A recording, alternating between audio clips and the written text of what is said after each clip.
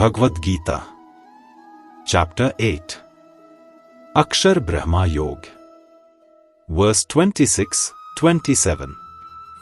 Shukla Krishna Gati Hete, Jagtah Shashvate Mate.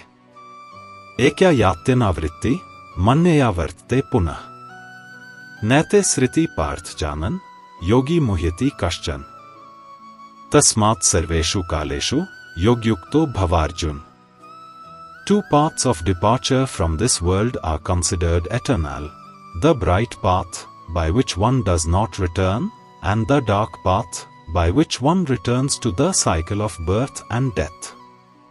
O Arjuna, yogi who knows both these paths is never confused.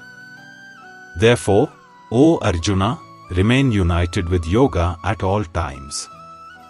Shri Krishna continues explaining about the soul's journey after leaving the body. He says that there are two timeless pathways through which soul travels.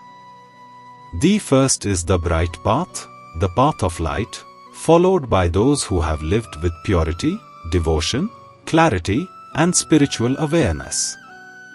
This path has nothing to do with outer rituals. It depends entirely on the inner condition of the soul. When someone dies with an inner light, a clear awareness of the divine, their soul rises effortlessly toward liberation and does not return to the cycle of birth and death. It is like a traveler emerging from a dark, confusing forest onto a straight, open road that finally leads home, with no need to turn back and no chance of getting lost again. The second is the dark path, which is not about sin or punishment, but simply the route taken by souls whose desires, attachments, fears, and confusions are still present. Their inner lamp is dim, their journey is incomplete, and there are lessons still to be learned. So they return to life, to experience, to grow, to love, to rise again. This path brings the soul back into families, relationships, joys, challenges, and everything that helps it evolve. The true message Sri Krishna gives Arjuna is that these two paths are not decided by the sky, or seasons, or physical timing, but by the state of one's mind at death and, even more importantly, the state of one's mind throughout life. Liberation, Sri Krishna explains, is not random. It is the natural result of how one chooses to live, with awareness, purity, detachment, and love for the divine.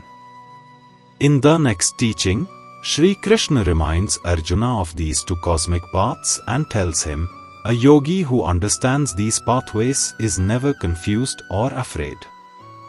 Just like a traveler walking through dense forest feels anxious without a map, but walks confidently when he knows the safe routes and the risky ones, in the same way, a person who understands how the soul journeys, how karma shapes its direction, and how devotion guides it, lives without fear of life or death.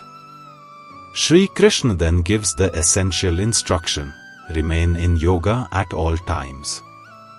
Not yoga as in physical postures, but yoga as in inner steadiness, a mind that stays connected, aware, devoted, and anchored in the divine. Someone who lives in this state does not worry about which cosmic path they will take later. Instead, they focus on living with awareness now, and such soul naturally moves toward liberation without even thinking about it.